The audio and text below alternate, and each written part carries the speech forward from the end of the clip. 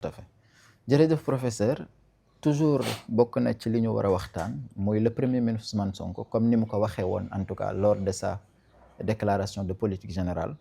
muy wane ne à chaque fois dina ñëw à l'Assemblée nationale en tout cas xool maanaam naka lañ war a doxalee réew mi ak itamit maanaam ban étape lañ toll ci loolu le ministre de l'agriculture Mabouba Diagne en tout cas maanaam defoon na ay annonce ba wax en tout cas sur la souveraineté alimentaire alors bokk na toujours tamit ci loolu mooy li ñuy wax donc la transformation économique alors suñ la doon laaj est-ce que jàpp nga ni maanaam Sénégal yoon bi mu jël ñu ngi ci yoonu en tout cas transformation économique ànd ceeg souveraineté alimentaire waaw Cheikh Bamba laaj bi am na solo lool xam nga fii daa la waxoon ne la Mabouba yoon bu mu nekk du yoon bu baax bi tout à fait ku xam même enjeu yu nekk autour de l'agriculture même en Europe nga xam ne dëkk yu bëri dañoo raw ci wàllu agriculture ba pare dëkk yooyu aujourd'hui ñu ngi taseeg ñoom problème mu ndax agriculture industrielle bi gars yi nekkoon ndax ba tey war nañ ko continuer par rapport ak fi àdduna bi toll par rapport à la perte de la fertilité des sols par rapport à l'utilisation intempestive des pesticides par rapport à l'utilisation des OGM li moo am jeexit sur la santé humaine donc dëkku tubaab yooyu yëpp ñoom ñu ngi interroger wu ci agriculture bu intense boobu ñu nekkoon la monoculture surtout nga xam ne mooy li régler gaaw les problèmes d'autosuffisance ak nangam ñoom ñu ngi siy xaat aujourd'hui moo tax ñun kon amuñu droit def si ay erreurs ñoom aujourd'hui le monde actuellement xam na ni l'agriculture familiale dañu war a jéem a gën a sàmm la le monde xam na ni nous devons aller beaucoup plus vers l'agroforesterie vers l'agriculture bi nga xam ne diversifiée vers la permaculture et cetera ñoom ñu ngi toog aujourd'hui di gëstu mbir yooyu ak di xool comment sauver l'agriculture et comment sauver les humains donc ñun aujourd'hui bu ñu nekkee kon di jël voie bi nga xam ne mooy voie wu ñee fi yu jaaroon aujourd'hui dañoo war a taxaw de kat attention est-ce que war nañ jël voie boobu déglu naa le ministre nag tout à fait par rapport aux semences Cheikh Bamba dafa am danger bu rëy bu nekk ci semences yi bi nga xam ne ñëpp a ngi wax semence certifiée c'est vrai que day mel ni comme ku amul semence certifiée amoo lu baax waaye Cheikh Bamba baa yëg nga ni adduna bi aujourd'hui nous sommes en train de privatiser des semences maanaam ñu ngi commencé dund la privatisation des semences dans le monde sooy xool semences yi li muy bëri damay jël le cadre européen américain nga xam ne ñoom ñooy dundal sax adduna bi aujourd'hui ñun amuñu autosuffisance li bëri lu ñuy consommer dañ koy importer donc ñun suñu ceeb yeeg suñu blé yeeg lépp dañ koy importer ñiy importer ñu yëpp li may wax nii ça les concerne moo tax kon ñu war a def très attention d'accord aujourd'hui dafa am 4 à 5 structures yoo xam ne ñoo jël en otage tous les semences ci adduna bi te ñii c'est des industries de la chimie en réalité maanaam ñii waruñu woon sax nekk ci biir alimentation waaye ñu ngi ci ba pare ñoo siy def lu leen neex su ma tuddee ku mel ni Bayer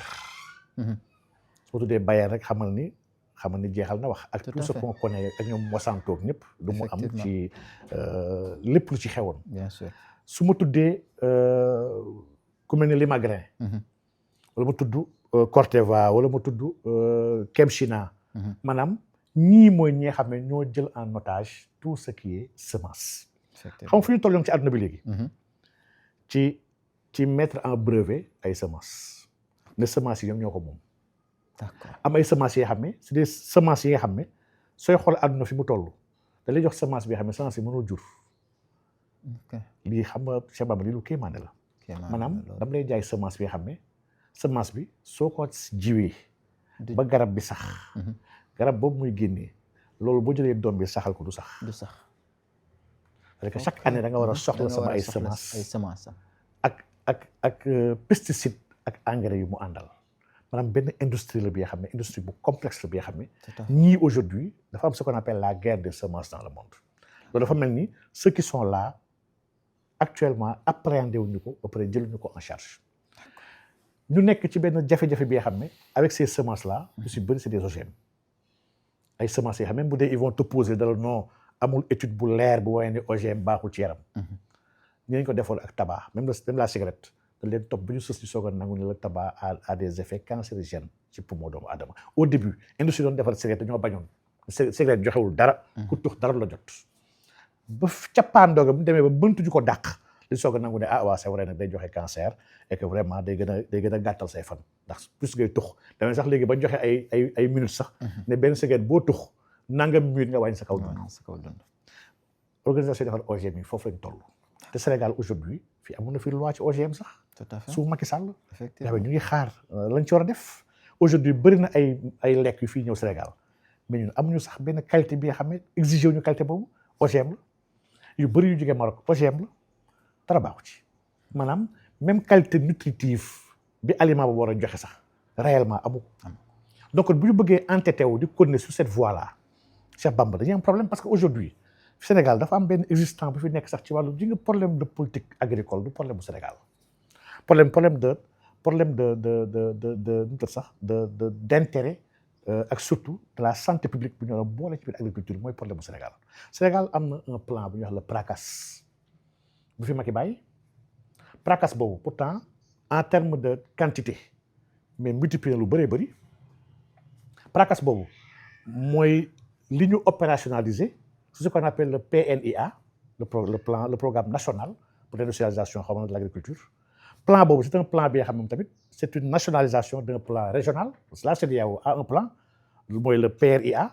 le PRIA est un plan de la CEDEAO bi nga xam ne tous les pays membres dañ ko nangondoo. Il y a ce qu'on appelle le PDDAA bi nga xam ne mooy plan wu NEPAD. Union africaine ci dafa am vision ci agriculture bi nga xam ne en droite ligne avec l'agenda 2063 ñun on dit que ces organisations là xalaat yu ñu am na ci lu baax waaye am na ci lu bëri li nga xam ne baaxul et que bu ñu bëggee xalaat ñun la santé des populations xalaat la préservation de l'environnement parce que ñun même dans le plan de transformation de l'économie le régime parle de la durabilité on parle de la préservation des écosystèmes la durabilité ko wax mais la qualité de l'environnement ci la bokk la qualité des sols ci la bokk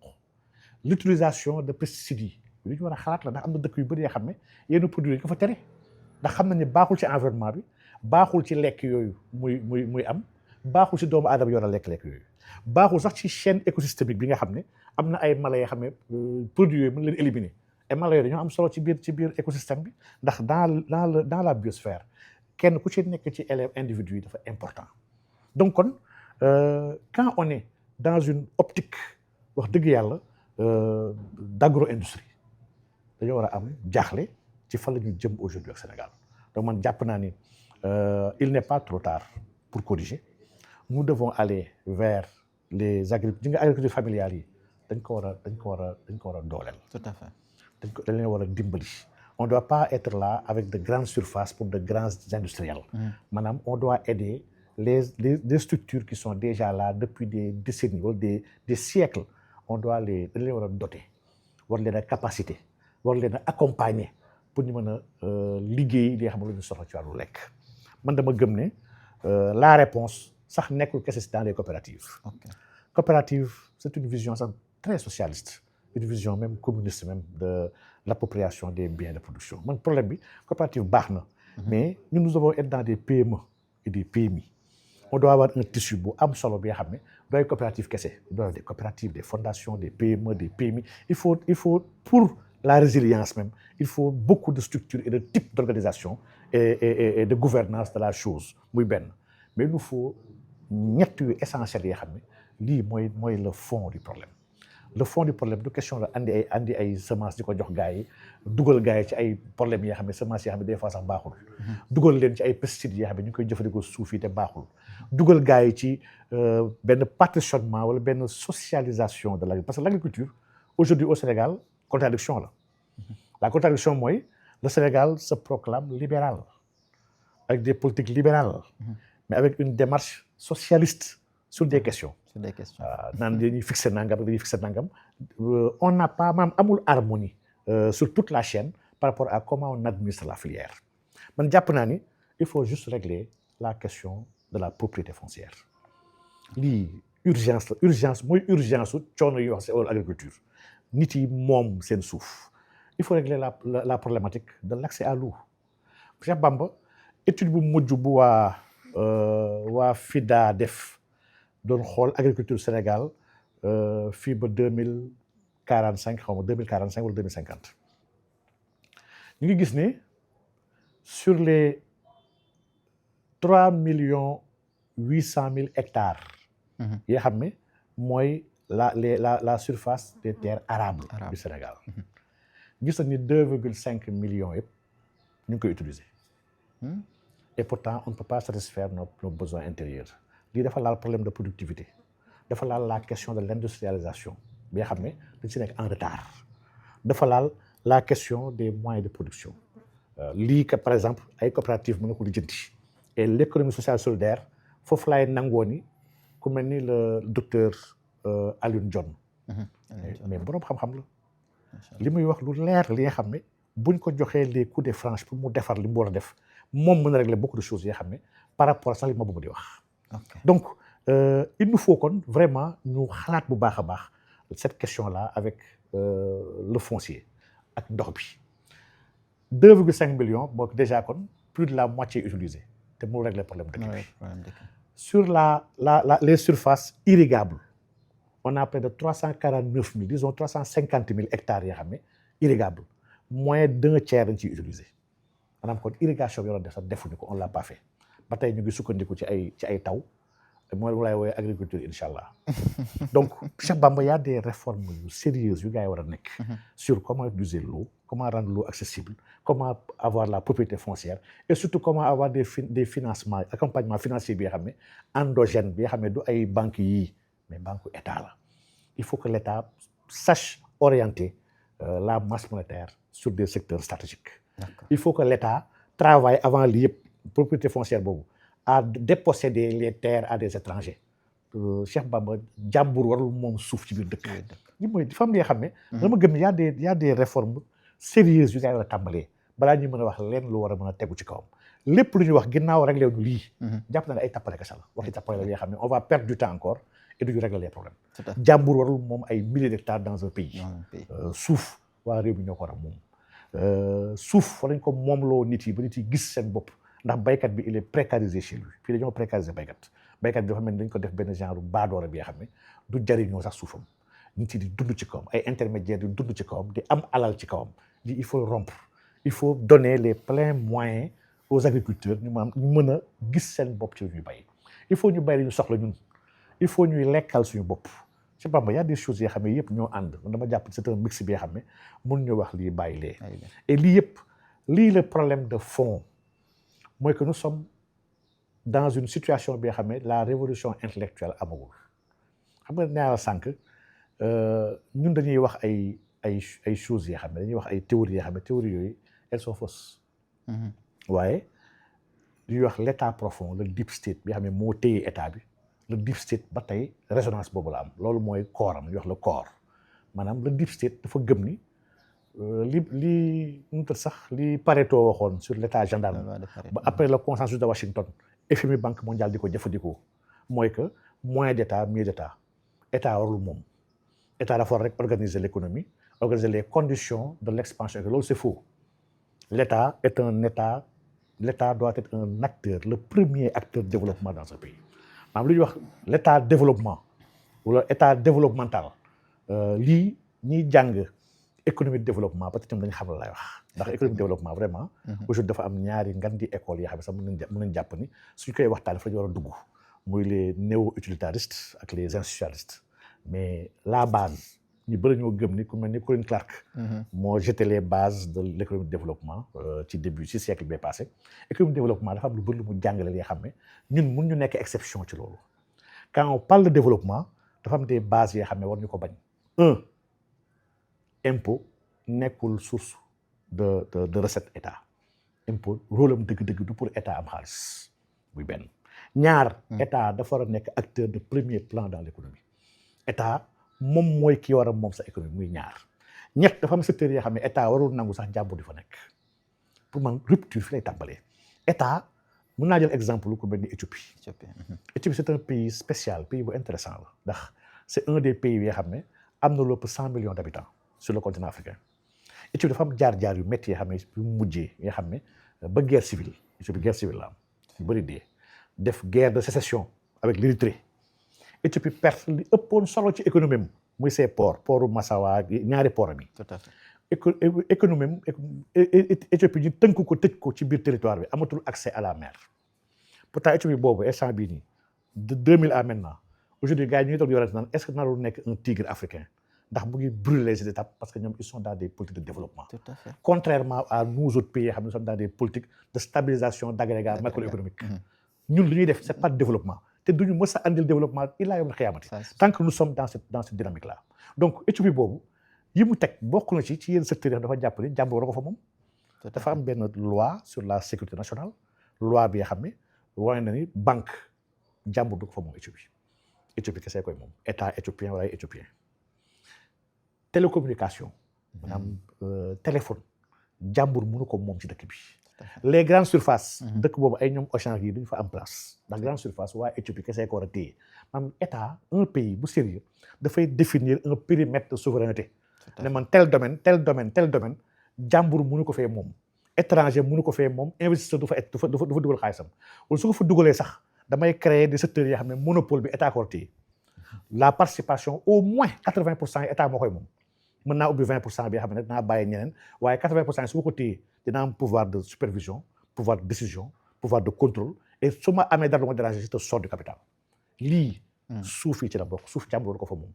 banque yi ci la bokk société de courant ñun même courant maa ngi koy wax sànq sama benn xarit Moussa Mbaj maa ngi koy ziar bu baax ñun courant sax moomuñu ko suñu bopp. Tout à fait. on produit pas 100% de énergie. Sénégal lu muy produire moo tax 30%. leen lépp ay privé ñoo koy jaay mais c'est catastrophique dans un pays sérieux ce courant warul nekk ci loxo ay cartel. ndox mi nag lii chaque fois clé d'or wax ko. ndox jàmbur war ko fa moom. société étrangère warul mën a moom dara sa biir ndox. mais ñun suñu bëggoon posone kon rey ñun ñëpp ñu dee ko dañuy dee bu dee suñu ndox yaa ko téye mën nga posone dëkk bi yëpp rey leen. vraiment xanaa peut-être ñuy naan ndoxu source yi te ñooñu bëriwuñu. waaw le Sénégal lambda majoritairement ndoxu réew la ñuy naan. ça c'est sûr. donc je veux dire que état dañu war a toog waxtaan teg lël teg ne ma nangam ak nangam mais jàmbur du ko fi moom et man loolu dama gëm ni banque ci la bokk pour man banque levier bu extraordinaire la Cheikh Bamba. Tout à fait. et levier la bi nga xam ne le deep state ñu wax l'état profond mu ngi fi ba tey Sénégal l'état profond toujours dina ko ne di xuuxal gars yi ne waru leen laal loolu bu leen ko laal bu leen ci dem yéen nekk leen ci lii kese ngeen yem ci waaye bàyyi leen nangam monnaie dañ koy ragalloo gars yi banque dañ koy ragalloo gars yi idée maanaam idée yi ñuy wax sax déjà su yenn secteurs yi yoo xam non bàyyi leen parce que da nga am problème xaalis bàyyi idées yi ñëw te nga dem waxtaanee avec les institutions internationales pour am xaalis maanaam lii mooy système li ñuy wax système bi dëgg lii mooy système bi effectivement et que Cheikh Bamba tant que répudié wuñu toutes ces fausses théories là nous serons pas dans le développement man dama gëm ni politique de développement moo manqué et lii dafa am un auteur bi nga xam ne kenn ku spécial la man dama gëm ni chaque fois ma wax ko muy le professeur Matar Diouf Cheikh Bamba qui c'est un savant dafa bind nag ay téere yoo xam ne dama jàpp ne gars yi dañu ko lire. Il a fait un livre sur le développement des pays africains ak les pesanteurs yuy tere gars yi dem vers le développement. il parle de beaucoup de choses yoo xam ne suñuy xool mooy suñu sujet yi waxtaan rek suñuy xool le développement dëgg c'est pas la croissance loolu moom ko mel ne Dudley Sears benn penseur économiste britannique bind na ci donc du question de ay croissance ak ay PIB croissance PIB mesuré absolument rien yi fi tappale la maanaam dans les pays européens le PIB ak le PNB presque ñoo tolloo moo tax ñoom bu ñu changé PNB def ko PIB du yàq du wàññi dara sur appréciation de cette économie c'est pas le cas dans les pays sous-développés dans les pays je vais dire pas sous-développés sax dans les pays paupérisés nous sommes paupérisés nous sommes pas sous-développés dans ces pays-là le PIB ak le PNB forcé bu extraordinaire parce que moom dara suñu bopp dañ ñoo tabax ci ñu am dépendance ak di laaj assistance et lii tant que ñoo ngi ci mais dañu régler problème de développement il a identifié la VAM la valeur ajoutée manufacturière il a identifié l'indice même de production industrielle l'indice industriel bi xam ne suñu bos fii industrialisation soo waxul développement soo waxul industrialisation tu ne développes pas ñaari benn la il faut Sénégal yëpp xam ko l'industrialisation ak le développement lenn la l'énergie ak l'industrialisation lenn la dafa am des bases yoo xam ne boo ci nekkul ci développement yaa ngi ci leneen nag waaye nekkul ci développement donc aujourd'hui il nous faut vraiment ñu xalaat état de responsabilité l'état doit créer des sociétés nationales sur domaine yu bëree bëri l'état doit créer des emplois si loolu état la bokk l'état doit être dans beaucoup de secteurs yoo xam ne moo fa war a toog fort fa di ko doxal boppam dans d'autres secteurs waru yem ci négocier ak renégocier dafa war a répudier ba pare moom mu teel ko boppam. donc état dafa war a jël les devants. tubaab yi gëmloo gars yi ni moyen d'état mieux d'état mooy FMI ak Banque mondiale ñoom dëkk yi nga xam ne ñoo leen créé moom leen dëkk yooyu ils ont été faits par les états. Angleterre. États-Unis France ak dëkk yi yëpp l'histoire de l'économie est là chaque fois mu ne ku xamul histoire économie tu es condamné à faire des bêtises. Histoire de l'économie devoir la nga jëm ko xam donc dëkk yi yëpp c'est l'état qui a développé ces pays. L'état a été au premier rang. L'état moom industrie moo embauche moo defar lépp ba lépp baax ba état retiré wu sax retiré wu jox ko ay étranger ay waa dëkkam ay doomu réewam la retiré wu jox leen pour ñoom ñu ko ne doxal leen nag boo leen yàqee naa ñëwaat nanguwaat ko donc ñooñu jéem a gëmloo libre échange dañu gëmloo ni état warul def dara daa war a defar un cadre attractif daa war a attirer ay investisseurs c'est pas vrai réew ay jàmbur duñ ko tabax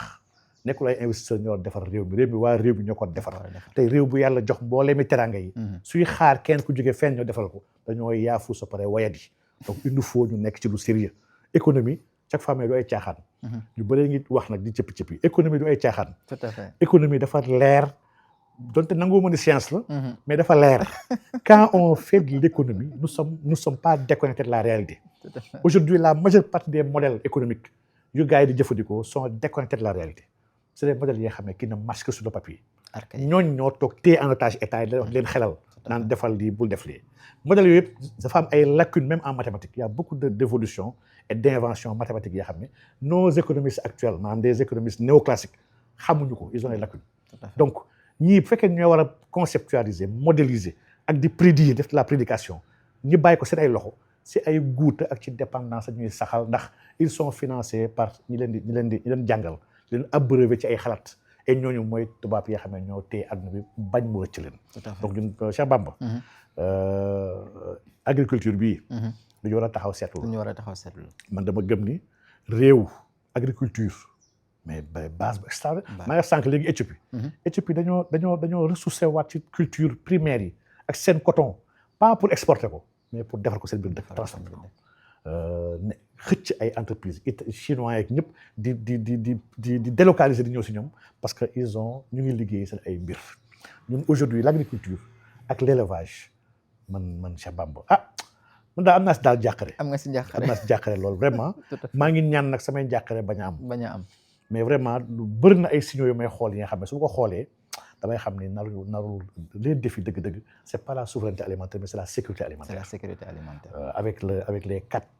variants de la sécurité. La disponibilité, l'accès, l'utilisation ak la stabilité. C'est que suñ koy analyser xoolee xam ne ñii ils sont dans des programmes yi nga xam ne ñuy jéem a def nii. PRACAS jéem na ko def. PNIA wax na ko. PRIA.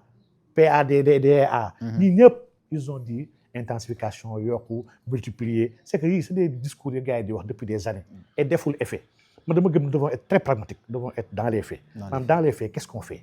fan lañ jëm lan la ñu war a doxal lan la ñu soxla lekk maanaam yii mooy base yi xam ne et yii Cheikh Bamba doy na waar daal doy na waar loolu yàlla ñu yàlla defal sutura amiin bokk na tamit aussi ci développement